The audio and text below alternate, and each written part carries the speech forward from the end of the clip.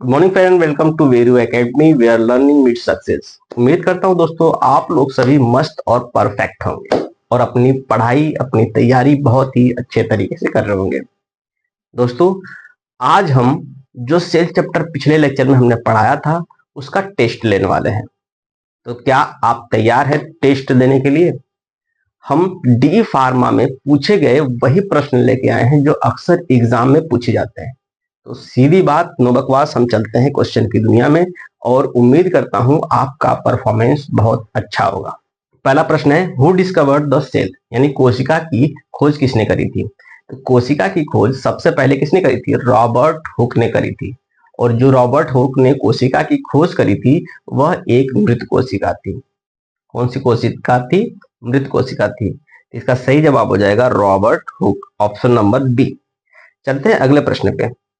अगला प्रश्न है दोस्तों, the cell theory is given by, यानी कोशिका सिद्धांत किसने दिया था? बताइए। तो कोशिका सिद्धांत देने का काम करा था किसने? स्लाइडेन एवं स्वान ने। ऑप्शन नंबर ए इसका सही जवाब हो जाएगा। अगले प्रश्न पे चलते हैं।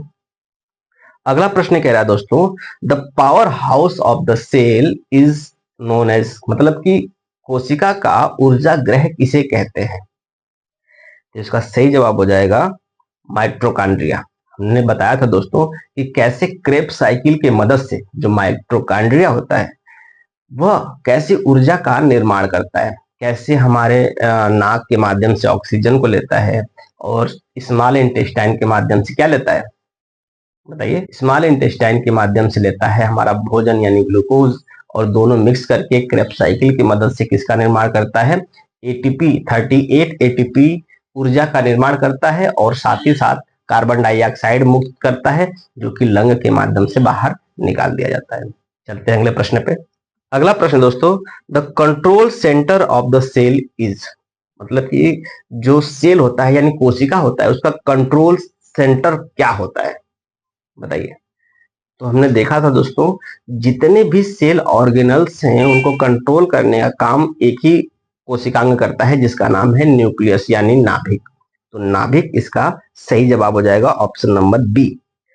अगला प्रश्न है, the fluid part of the cell inside the membrane is called, मतलब कि सेल के अंदर एक चिपचिपा पदार्थ जो फ्लूइड यानी लिक्विड के फॉर्म में मौजूद रहता है उसको क्या कहा जाता है कोशिका के अंदर? तो कोशिका के अंदर जो फ्लूइड मौजूद होता है उसको कहते हैं साइटोप्लाज्म, और न्यूक्लियस के अंदर जो फ्लूइड रहता है उसको कहते हैं न्यूक्लियोप्लाज्म। तो इसका सही जवाब हो जाएगा दोस्तों ऑप्शन नंबर बी यानी साइटोप्लाज्म। चलते हैं अगले प्रश्न पे। अगला प्रश्न है दोस्तों, cell wall is present in, यानी जो कोशिका भित्ति होता है, सेल वॉल होता है, वह किस में प्रेजेंट होता है? एनिमल सेल में या प्लांट सेल में? बताइए।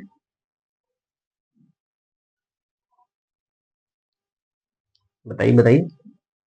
इसका सही जवाब हो जाएगा दोस्तों option number B, only plant cell. Animal cell में सेल वॉल यानी कोशिका भित्ति नहीं पाई जाती है। बिल्कुल ध्यान देना इस चीज को, ठीक है।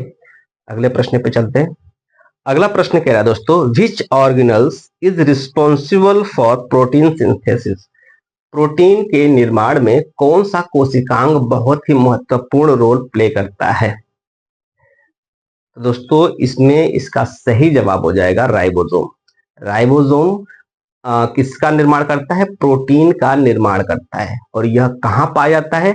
इंडोप्लाज्मिक रेटिकुलम के ऊपर पाया जाता है, डॉट डॉट डॉट फॉर्म में।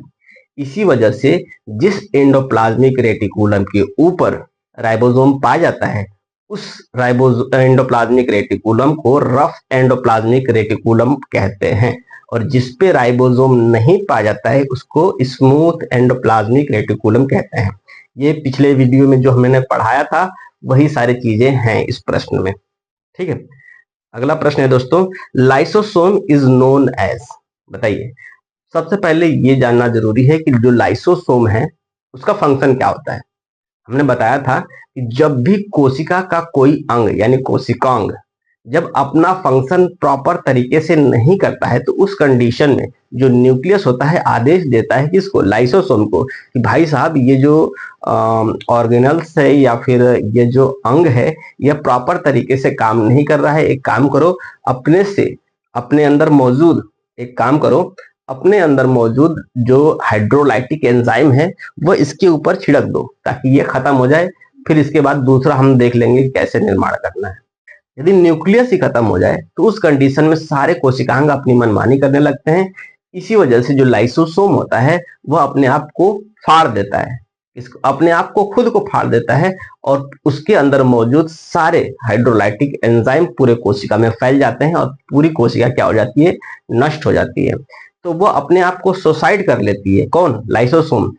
इस वजह से जो लाइसोसोम होता है उसको हम सुसाइड बैग भी कहते हैं।